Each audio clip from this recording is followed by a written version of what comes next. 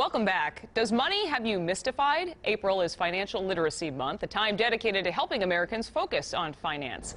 No need to crack open a book because we have financial professional Mike Koinen joining us with a bit of a crash course in financial literacy. Mike, thanks for being here tonight. Thanks for having me. Thank you. So I think this can be a little daunting for a lot of people to even think about. What do you suggest? Where do we even start?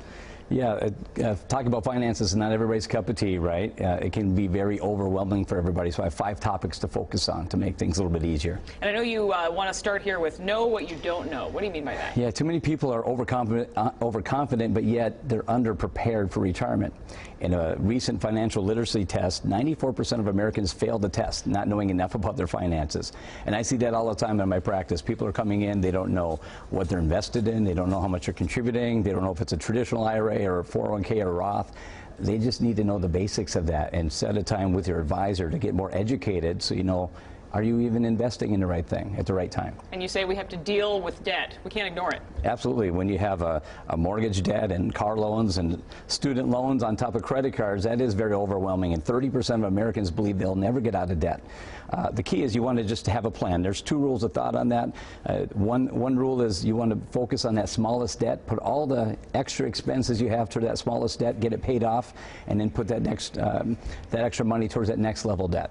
The other school of thought is you just focus on that highest interest rate. So either way, you just want to focus on the debt, have a plan, and get out of debt before retirement. Deal with it, as you say. Yeah. And calculate your number. What number are we talking about here? Yeah, not your sleep number.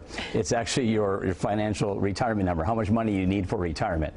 And so there's a rule of thumb out there. You could take 10 times of your last year's of income while you worked. Should be enough for retirement. I don't like that because you're putting your retirement in a box, and there's so many variables with retirement, if you're going to travel or not, and expenses and debt. So everybody has a different lifestyle. So just meet with your financial professional, find out what is that number you need for retirement.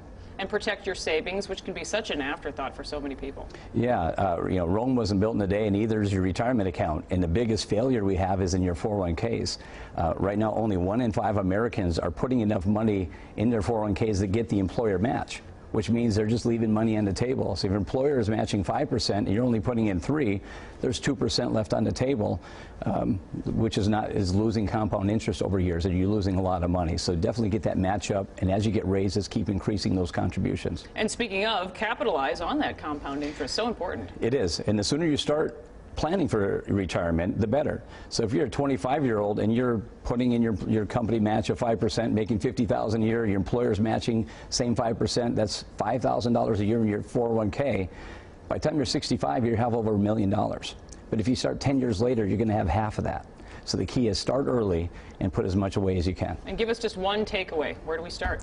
Budget.